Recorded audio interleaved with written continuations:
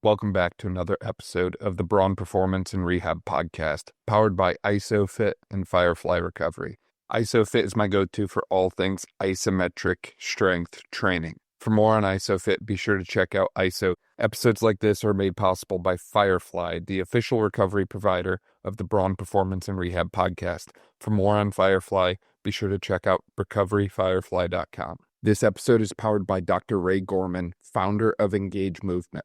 Learn how to boost your income without relying on sessions. Get a free training on the blended practice model by following at Ray Gorman DPT on Instagram. Gio, welcome to the podcast. I'm super excited to work with you today, man. I guess I should have called you future Dr. Gio, as you're soon putting in that PhD grind and all that way, man. For people who aren't familiar with you and all the great work you're doing in the basketball space and on the PhD that way, would you mind filling in a little bit about who you are and all that you got going on? Yeah, no, thanks for the invitation first. And it was great to meet you at the Performance 4 conference.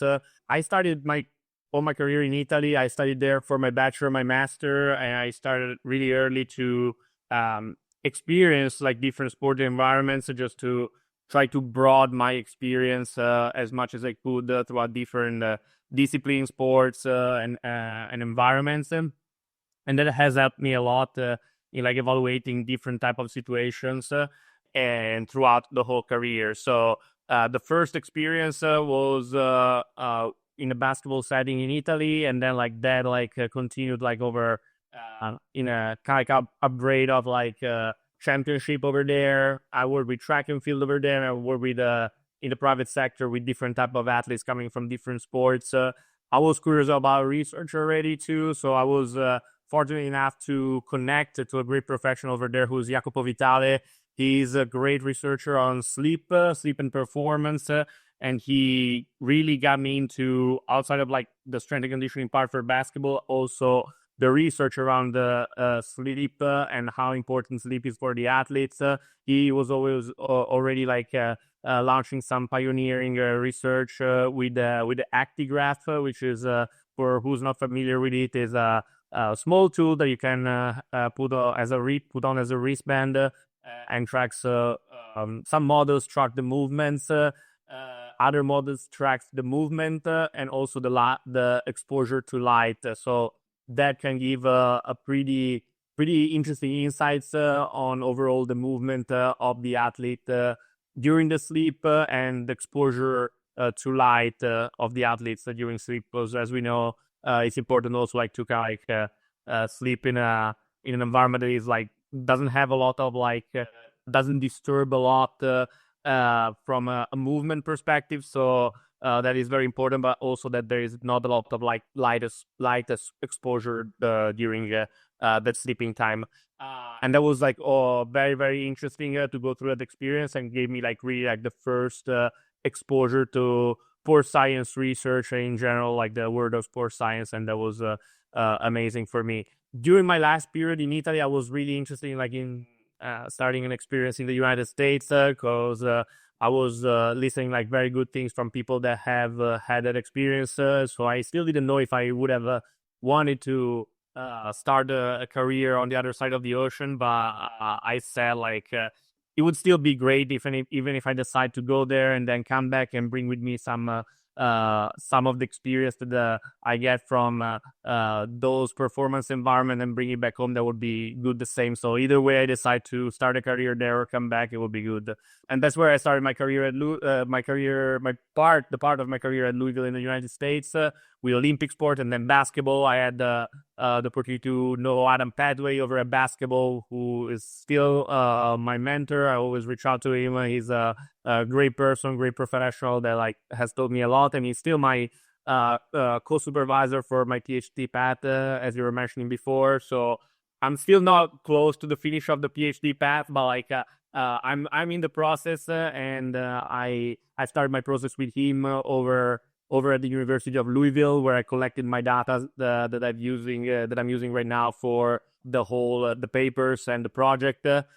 Very interesting project that like if you are interested, we're going to talk about later. And that was like amazing overall as overall strength and conditioning and sports science broad experience, because Adam was also like very like open with me, and like we liked each other as professionals, and he really let me kind of like lead many projects and gave a lot of freedom on programming and coaching athletes. So has been great for from that standpoint. Right now, it was like from October of last year, I've had the opportunity to become the associate director of performance at the University of Corpus Christi, and that has been the last stop was where I'm at right now. Great environment with women's basketball, beach volleyball, and track and field. So having a blast, great athletes, great coaches, and it's an awesome environment to work in and to develop athletes in the long term. So I'm happy with my path and excited to go on. Absolutely, man. There's a lot to unpack there. I mean, first off, it sounds like you've got experience across a wide array of sports, not just basketball, but you mentioned things like track and field. I know when you're at Corpus Christi, you also work with beach volleyball, I believe. So you've Yep. worked with a wide array of sports, and you've had some phenomenal individuals play a key part in your development that way, right? Like you throw out Adam. Adam's a phenomenal individual that way. I read a little bit about his work in the books that Lucas Villar put together that way. Absolutely love those books, love the resources that way. And then obviously, as you mentioned, you're doing the PhD grind that way. And from what I remember of our conversation back about 7-8 weeks ago, I think it was, back in San Antonio that way, it's more on the isometric and dynamic style of sports science testing that way, or kind of what we call the DSI that way, from my understanding, right? Yeah. Force output from the counter movement jump, peak force that is, wherever it occurs in the counter movement jump, and then comparing that to either peak force output from either an isometric mid-thigh pull or a belt squat. Is that correct? Yeah, that's correct. So yeah, the conversation actually started with another professional, the great professional that is, we had the pleasure to meet at the Basketball Performance Symposium in Orlando a couple years ago, who's Paul Comfort. He did a bunch of research on isometric, overcoming isometric strength training and counter movement jump and counter movement rebound jump. And I mean, he's a great researcher overall, like in the performance environment, but he did a lot of research on those topics, especially during his presentation. He was presenting on like force plate and like force plate testing. He mentioned that it could have been also like interesting to investigate in some populations different type of like, as you were mentioning, like dynamic strength index and isometric strength testing. And so like we started a conversation with him at the end of that presentation at that conference, and then the conversation kept going and just raised our interest because this methodology which we were publishing on, it could be interesting really for the basketball population, especially, or with athletes with similar anthropometrics. So you were mentioning the DSI. The DSI is just the classical DSI that has been used and on which there is more research on is based on isometric mid-thigh pull and the counter movement jump. So happens with the comparison of the peak force got from the isometric mid-thigh pull, usually like 5-6 seconds of maximal isometric contraction, and the peak force from the counter movement jump. So that historically has been studied to kind of like find a ratio between the two peak forces and decide and benchmark an athlete to say like these athletes need more max strength type of training, or like there is not a lot of discrepancy between the two, so we need more to develop more elastic properties. And that has always been an interesting way to view it. But there are some questions that are raised from that, and we're going to talk about it. But so the question that came up after is like when you have like athletes that are like very elastic and like have like a certain type of anthropometrics, also where like, for example, long arms, like big wingspan, like it happens with basketball players, or for example with volleyball players, could like the best squat version be an overcoming isometric alternative in those type of situation where puts the athletes in a better position to push into the ground and to produce higher peak forces and have like at the same time more reliable data for that type of population. the comparison with that would happen with the counter movement rebound jump, where also that has been tracked in the past. The peak forces that we can reach in the counter movement rebound jump are higher than the peak forces that we can reach in the counter movement jump. So kind of like what we wanted to investigate in this process was really that, to see like if the peak forces from bell squat and counter movement rebound jump can be proportionally used as a measure to benchmark athletes as we have been using until now, isometric mid-thigh pull and counter movement jump.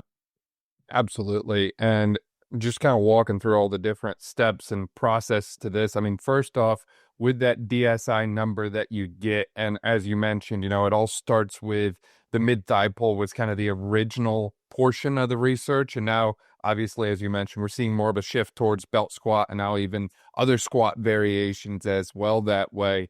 The original DSI, as we mentioned, was the counter movement jump versus the thigh pull.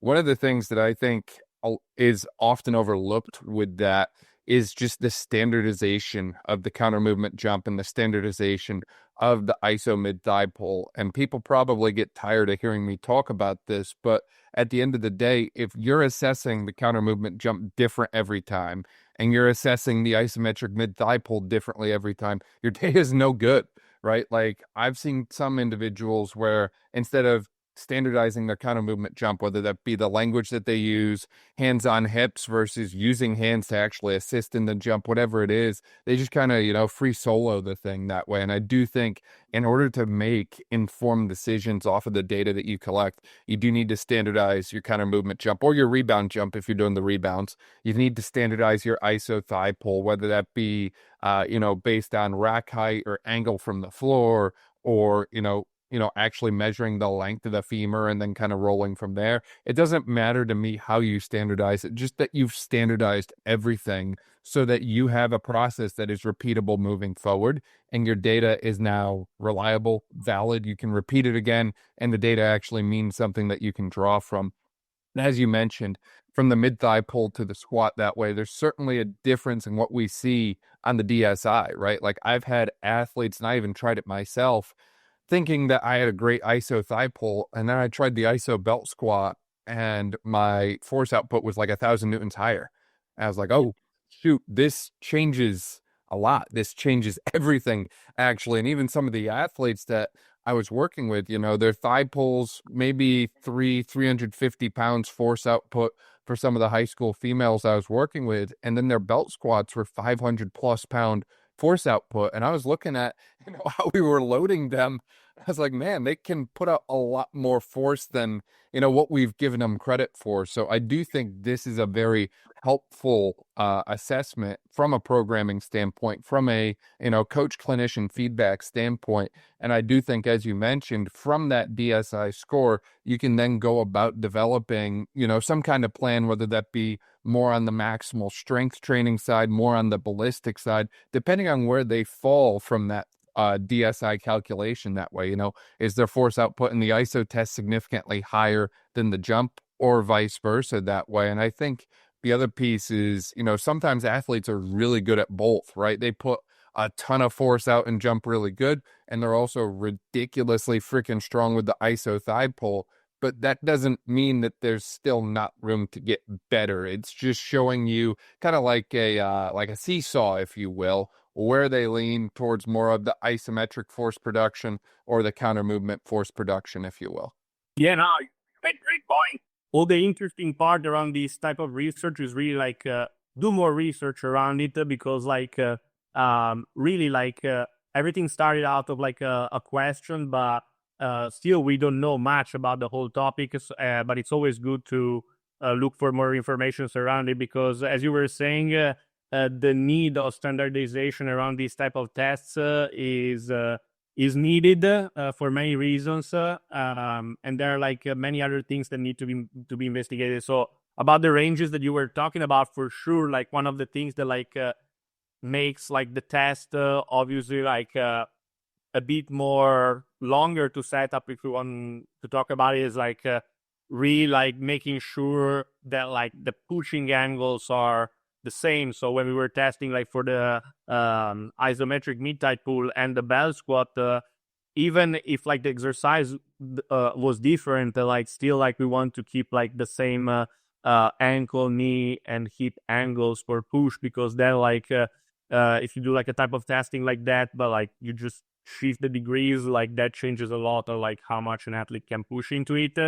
But exactly as you were saying too, like gives also the freedom at the same time to choose one or the other, exactly as in a good physiotherapy, strength and conditioning practice, performance practice, to say you can choose one exercise rather than the other, depending on the athlete, to push more on a specific exercise, or like then we can choose like exercises to say like, okay, we're gonna just improve more like the range under load, or if we want to like give a good neuromuscular stimulus to an athlete, we tend to choose like an exercise that where the athlete is comfortable to push in there. So usually, I mean, like making an example for basketball, a lot of times it happens that like I choose compounds that are more like in lunging position, or like in a split stance position for longer leveraged athlete, just because like they always get more range and they feel more comfortable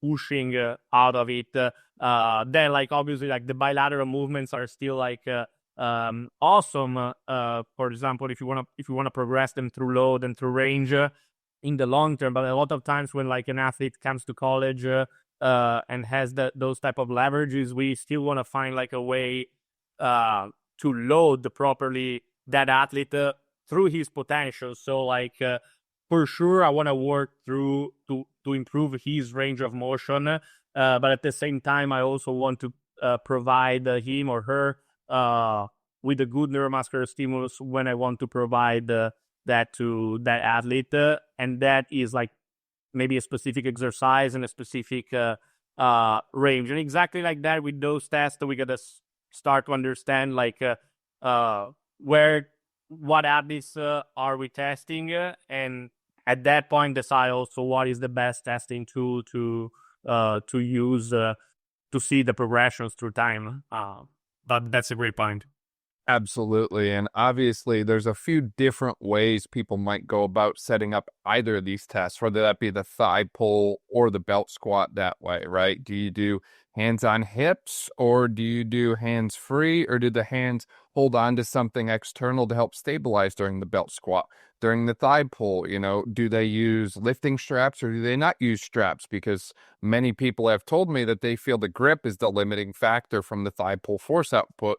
I'm interested to hear your thoughts. How do you go about kind of setting up your belt squat, your squat ISO assessment, your thigh pull assessment, and what do you feel about some of the other little quirks in relation to the ISO testing setup on those? So really, on those, I touched base when we had the conversation with him, and then we got him involved in the process, because he has a lot of experience with those type of tests. Also, pull comfort. So the position for both of them, we decided in the end would have been the second pull position for any Olympic lift for both belt squat and isometric mid-thigh pull. So we had those degrees set up, and that was the important part of it. It's straps for sure during the isometric mid-thigh pull, just because like we want to make sure that we get the best out of the leg push, as you were saying, trying to get the grip grip limiting factor out of the equation, or as much as possible still. And the bell squat doesn't have absolutely that grip problem. Still, like every isometric test that is all like particular situation, because like the isometric mid-thigh pull, obviously like the ones that are a bit better as like athletes that pull from the floor are gonna have like a second pull that is also like an IMTP that is more reliable, just because they're way more able to perform that exercise also in a dynamic manner, so the transfer on the overcoming isometric is going to be better. Like it happened also, if I remember well, in a part of like pull comfort research on weightlifters. So usually IMTP has always relatively higher numbers also with the weightlifters, not only because they're stronger athletes, but also like relatively because compared to the best, but because they're just like very good at pushing throughout the second pull for their sporting activity. The bell squat doesn't have the grip limiting factor. Sometimes we've seen we have used the eccentric the flywheel brace to use as a belt because we've seen like there was like less give compared to other type of belts, and we don't want like a quasi isometric movement, but we want like a straight overcoming isometric movement. So we want a belt that it gives back as less as possible and can keep the athlete in that same position of push. And still like a bit the problem sometimes we've seen is maybe that like the hip shift because the belt still pushes the hips down, so sometimes that's that could be the issue. We have tried in the past a bit just like fun practice and testing on also the bar squat isometric version. We had conversation around it. We didn't really like we want to test it around it just because like also with experienced lifters we have noticed how much slack do you get out of the bar. So like as soon as you start pushing, you can give a lot of like discomfort on like the T-spine portion. So it would be interesting like to test around it, but with a certain athlete population for sure, like we didn't feel like comfortable just like testing around it for like the type of load that can be put suddenly like throughout the spine on that type of test. We felt more it would have been more interesting just like to go through the first two that we've seen, and to standardize the counter movement rebound. For example, you were talking about the counter movement jump. Really the standardization was like hands around the hips on the hips, just as a classical test of counter movement jump. The is usually used on the force feed just to cut out the noise of like any type of like ability of the athletes to use the arm swing. And on the counter movement rebound jump, the target was trying to be less than 250 milliseconds as a contact time, and not less than 15% of jump performance on the first jump compared to the counter movement jump. So the point, the difference between the two that is important is that trying to get the kind of like same performance on the first jump for the counter movement rebound jump, so that we are sure that the landing is going to be an intense landing, and that is under those 250 milliseconds, just to standardize it as the counter movement rebound jump. We have not reached that with everybody, which is also like another finding that like will be on the paper. But so with a certain type of anthropometrics also, that was a difficult target to get. So that was the target, but we still like have noticed like some possible interferences with the future testing in that real. Quick break, because if you're a rehab professional sick of burnout, this could be your answer. Engage Movement's blended practice model is a proven system built by Dr. Ray Gorman, a PT who walked away from the 55-hour-a-week grind and built a blended practice model that doubled his income while working less than 25 hours a week, and he didn't have to rely on the traditional way of selling sessions to do so. It's all about blending remote and in-person services, stacking monthly recurring revenue, and building a business that finally supports your life, not the other way around. This model isn't just theory. Real providers, including myself, are creating lives of freedom and flexibility without being tied to their schedule. And as a listener, you get free access to the complete training. DM my name, Dan, to @RayGormanDPT on Instagram and receive your free breakdown on the model. I like how you brought up the like braking phase into the propulsive phase of jumps that way, in between essentially landing the first one and propelling up into the second one being less than 250 milliseconds, because that's one thing I've noticed a lot of times when I have athletes do their first version of a counter movement jump with the rebound that way, they tend to be a little bit slow. And I'm not to say that there's not value in assessing a slow stretch shortening cycle. However, if we want a true rebound jump, it needs to be fast. It needs to be under the 250 milliseconds. That's what's going to give us the most insight into that reactive straight reactive strength quality and characteristic that way, right? So we really have to set the standard with the speed of that rebound jump. If we are going to use the rebound and the squat assessment, as you mentioned previously, in order to assess DSI, we need to make sure that we're keeping the main thing on both of those things that way. And again, I think that there's a lot of different directions you can go. Once you have that number, it's just making sure that you get a quality number that way, because I know if an athlete is really slow with their stretch shortening cycle, and maybe it's 600 or 700 millisecond, one, I can't really call that a rebound, but two, that alone tells me a lot of information about them, right? That's going to tell me things that, maybe I need to do a little bit more work before I even go in on the DSI number for that individual. Yeah, absolutely. No, it's a great point.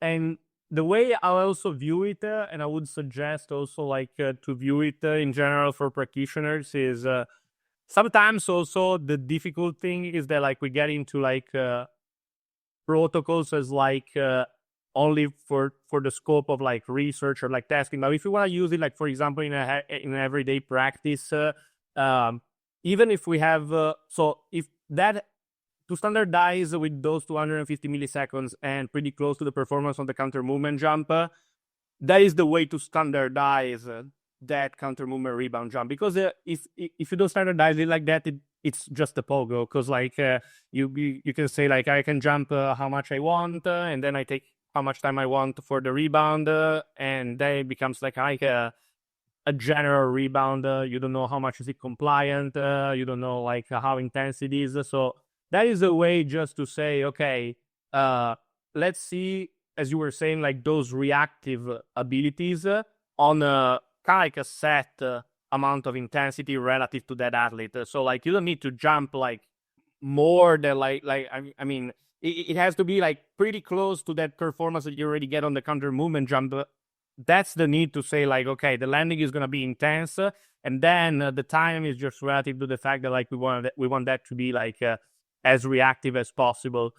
At the same time, if you have situations, and for example, you can encounter that with many sports or many anthropometrics of different athletes, where you're not gonna get those numbers. So the thing in practice to me is always, as a practitioner, so I always see it as that's potentially a finding. So that in that type of population it's difficult to reach those goals. So it might be a good goal to say let's try to achieve those, let's try to get as close as possible, because that's a performance piece that is missing out of your athletes in general. So if you get a guy or a girl with a certain type of anthropometrics to being able to do that, I think you will have in the long term a lot of comeback from that standpoint, because it means that there's a big gap that you need to replenish. Absolutely. And one of the other things I want to point out as well is I've seen, especially when I'm testing athletes with isometric test assessments that way, as you mentioned before, 6 seconds is kind of the typical time for an ISO test, and that's usually what I do. However, I've noticed a lot of them have different times to peak force, and some of them get there ridiculously quick, a second, 2 seconds, and some of them aren't peaking until 5.5 seconds sometimes. And there's been times where I kind of question, I'm what if we lengthen the time of that isometric pull or isometric squat or so on that way? Obviously, it changes the entire conversation around data reliability and data validity in relation to the DSI, because again, this is highly standardized, or should be highly standardized in nature. However, it's one of those things that's often kind of sat in the back of my head in relation to isometric testing. Is it seems different individuals peak at different times with their force output. So it's a matter of understanding, are there some individuals that maybe even don't hit their peak in those 6 seconds, even though, theoretically they should? Would they actually peak at the 8 to 10 second time? And I'd say the other piece that I would say there's so much value from the DSI standpoint, outside of just profiling and getting an inside look to your athlete, as you just outlined, it's not just about the test itself creating that DSI number. It's about the metrics that you get in such a short amount of time from the combination of an isometric test and a counter movement jump or a rebound assessment that way, right? If I just go, one counter movement jump assessment and then the ISO assessment, I'm getting 10 plus pages of data in a matter of a minute per athlete. If that, it takes very little time and it gives you so much insight, right? You can look at so many different things from like braking, propulsive and landing phase, impulse asymmetry, rate of force development, and beyond that way, and kind of get into all the really cool, sexy metrics. But I think it's important to have a strategy for assessing those, right? So the way I've always kind of thought about it and the way I like to generate my reports is I like to have a combination of outputs. So what did the athlete do? What did they show me? And strategies. How did they accomplish it, right? So I think about things as intrinsic, extrinsic, right? Intrinsic being how they accomplished what we just saw. Extrinsic being what did we just see from an output standpoint. And I think that the more you can kind of piece that all together, the more you can kind of tell the whole story of their performance, especially when you combine that with the subjectives of what they've been telling you and how they've been trending long term. I think that the last part that you cited is like very, very important to film how much is possible. That is, I think that like I've always found a lot of like importance in it. Just filming the athletes during like their training session, filming their athletes during in some weight room activities whenever is needed, just to see the changes in strategies through time and during testing. So usually I test on force plate also for monitoring, but also whenever I decided that's a session that I want to take also as like kind of like a milestone where we kind of need also like to use that as a reference to benchmark our long-term improvements. That is going to be filmed always just because I want to see the changes in strategy. I think it's very important to see it. But yeah, you brought up like really interesting points, and like on the first part that you were talking about the that ability of the artist to reach higher peak forces during like in less amount of time. That like brings our conversation to like a long rabbit hole, because like in the end, like these the big conversation also around like this type of test is that isometric strength is different also by literature from dynamic strength. So the great conversation about DSI also is if that can be absolutely taken as a reliable display of difference between the ability of an athlete to produce high absolute force or to produce that force quick. Still, my question, and for what I see, I think it could be interesting still like always to have an horizontal comparison of that, and it's relatively, if you have a good setup, fast to get, it doesn't take a lot of time to test. But still, for example, that ability that you were talking about, like saying, look at an isometric knee type or a bell spot and see how fast an athlete is able to produce isometric force. That is also another like really interesting tell around it, because it can tell us more about both of the qualities in the isometric setting, and then we can take other differences with other movements for our dynamic testing. So for example, I mean, when I was in my Italian environment and I didn't have force plates and I didn't have any advanced technology to measure what I can measure here in the United States, I still used with the plyomat, with the jump mat, a difference between the squat jump and the counter movement jump, which still can like give kind of like the same type of like DSI, if you want, is another type of DSI which is way more say less tools needed, just like two tests on the plyomat to see like how height, how we're able to give just without the counter movement, so without the stretch shortening cycle, and with the counter movement with the stretch shortening cycle. And that can really tell us even there, like the ability of an athlete to use their stretch shortening cycle, because if the discrepancy is high, usually they need just a bit more work on like absolute strength and that type of so like going more in the force direction. If their performance is kind of similar, it means that like we need to work more on the stretch shortening cycle and so on the reactive abilities. And I used it that way, like in the past, without having anything.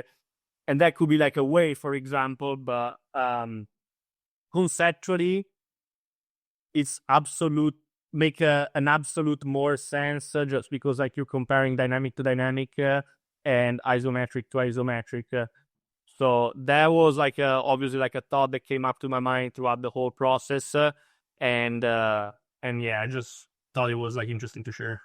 Absolutely. No, I love that you brought that up. And I think you're kind of leading me into a great conversation topic as well, is obviously all of these things are used for a variety of reasons. And one of the big ones I hear from coaches in particular is using the DSI to help inform the programming decisions that way. And as you mentioned, we might lead towards more of a ballistic model or maybe more of a maximal strength model or something along those lines that way. And it's easy to throw those terms around, but it's a lot more difficult to actually put the rubber to the road that way. So if you do have someone that's got a very low DSI and maybe they need more of a ballistic model, what does your overall programming exercise prescription framework look like for them? And then for someone who's maybe got that high DSI and maybe we need to go more in on like a maximal strength training kind of stimulus that way, what does that programming kind of look like for them? Yeah, no, that's a great point. So of course, that without the DSI, even like considering the DSI generally, like a general route that like we can go about, like we went about like as like practitioners for strength and conditioning in the past, whenever we didn't have all the technology that there is now available, is on trying to reach a certain level of control and level of like relative strength for the athletes, because we know that is important for athletes, just like from an injury prevention standpoint, for the structure, and also to have a good base to build all the other qualities up. It's still good to reach a certain amount of relative strength relative to the like taking into account the compounds of the athletes, so upper body and lower body compounds. And we have seen from research in multiple ways and fashion that obviously there is a ceiling where like once we reach that amount of relative strength in the athlete's world, we don't need to achieve any more necessary, because the diminishing return is like just like less. So for most of the sport, for men, for example, we're always talking about that like 1.5 body weight for like a bilateral movement. Whatever that is, which is important to always, like I think, to mention, as we were saying before, as like the difference from bell squat to IMTP, or like if we want to do like an Hatfield split squat for a high leverage athlete, just like whatever version is good until we're able to load properly that athlete and progress on that type of relative strength.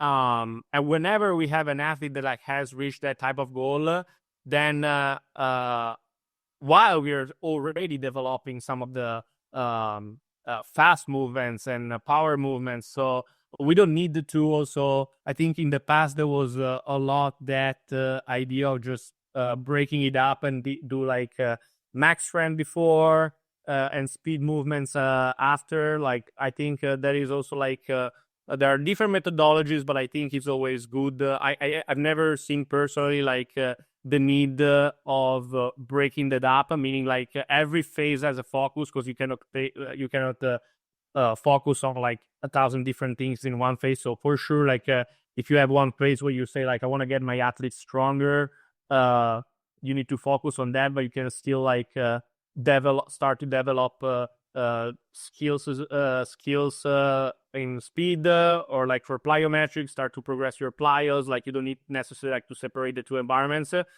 that once you reach that goal, you can just maintain your strength and focus on like different type of movements that increase like the speed at which you're just moving, and so you can focus on a different part of load profile where you can do your ballistic type of movements or body weight type of movements, just increasing the speed, reducing the load.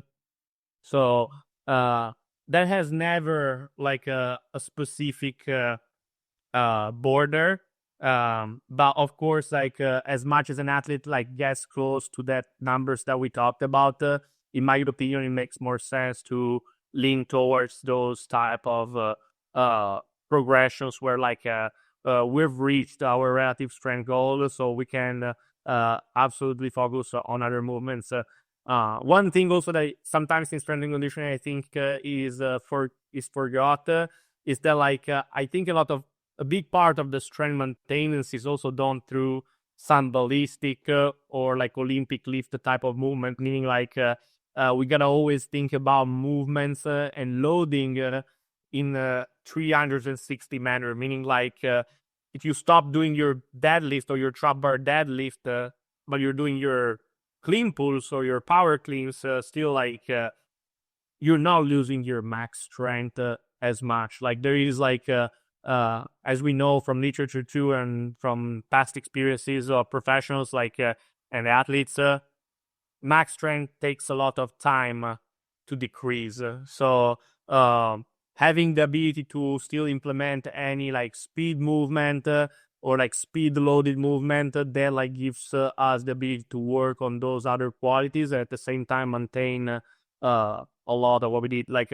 I was impressed. Sorry, then I passed the word after this, but like I came to my mind also as a type of thought about it. I remember also the first time that I started to work with Adam at Louisville. So we didn't like drop bar deadlift for really like a long time. But when we came back to that, like the numbers were still there, and that happened to me also whenever like I've seen that happening, and then like in my future practice and in my present practice, still like there were a lot of phases where like once I reached a certain goal with athletes, but I still went through dynamic movements loaded in a certain way with a certain type of progression. The dynamic abilities were improved while still maintaining like the let's say the max strength numbers or the absolute numbers. So whenever you have that type of situation that you were talking about with different dynamic strength indexes, I think that has to be always the question and the direction. We can still focus on max strength while doing our speed movements in different, obviously, amount of percentage during the specific day or during the specific program. And then whenever the numbers change, we can just like flip around and say like, okay, we're just going to hit less volume of max strength movements, and we're going to focus more on loaded dynamic or body weight dynamic movements, you know?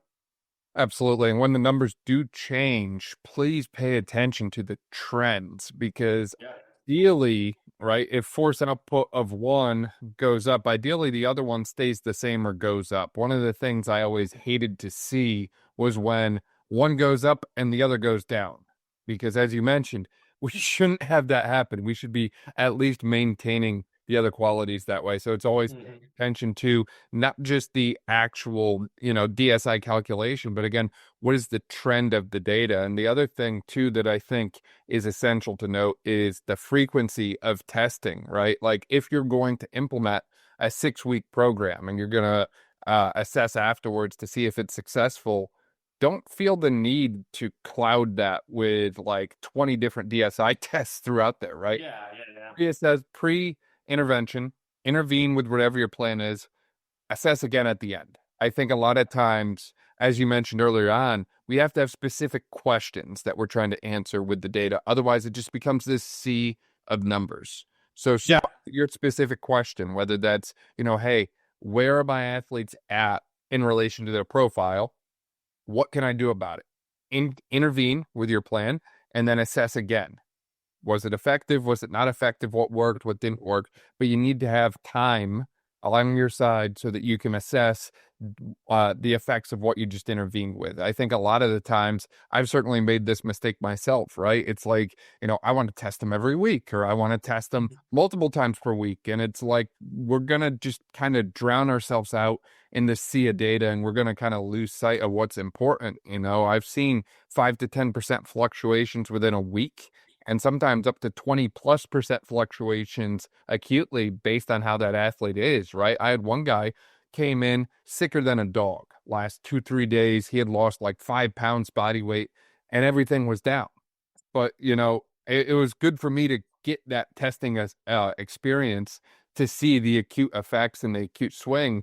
But also by the same point, I can't really, in good conscience, draw any big major long-term conclusions off of that one day's data set because it's very different from his average and his norm.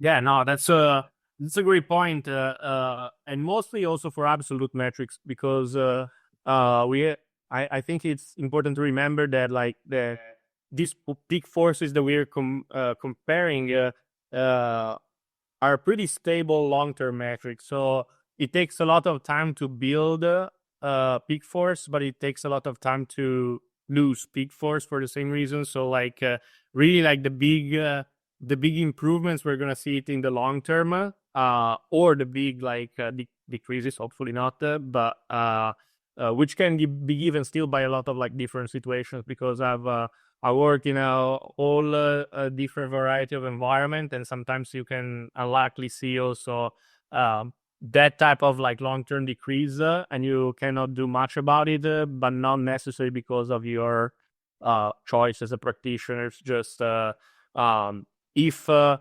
exposure of the athletes to a lot of volume happens too, like, and there is a not a properly managed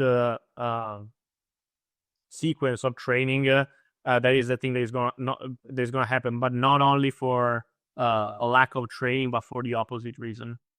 Absolutely. Gio, I feel like we could probably talk about this all day long. Obviously, this side of sports science is nearly endless. There's so many different conversations we can go into, but obviously, I feel like a lot of it focused heavily around the DSI that way, and obviously your work and obviously the PhD influence is that way. Do you have any kind of closing thoughts, closing remarks, or anything we might have missed in our discussion today? I would say we really touched a lot of different situation and points around it. I'm excited to see where the continuation of my research with my mentors and my supervisors goes at around this project, because and as I was telling you, it's I think an interesting topic to look around and to see how it develops, just like to get more research on it. We just need more research around this difference between isometric and dynamic strength, for sure. Absolutely. I completely agree. And that makes the work of people like you that much more important. And speaking of which, for people who want to find out more about you and keep up to date with all the great stuff you're doing in the space, man, where can they find you at? Or they can find me on LinkedIn, Instagram. They can reach out to my email, gz.giorgio.zucca@gmail.com. And if anybody has any interesting question or wants to engage in any interesting discussion around performance, feel free to hit me up. And if you host a podcast, please invite this man on. He is freaking brilliant. We can talk for hours about this stuff. Please invite Gio on. He's a great dude, and I really appreciate your time being here today, man. Seriously, this was awesome, and I can't wait to hear more about the work you're doing over the next several months and years, dude.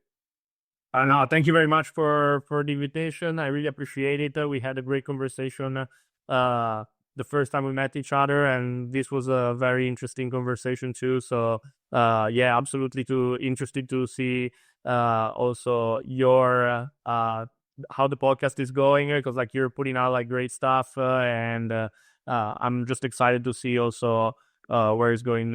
What are you going to do?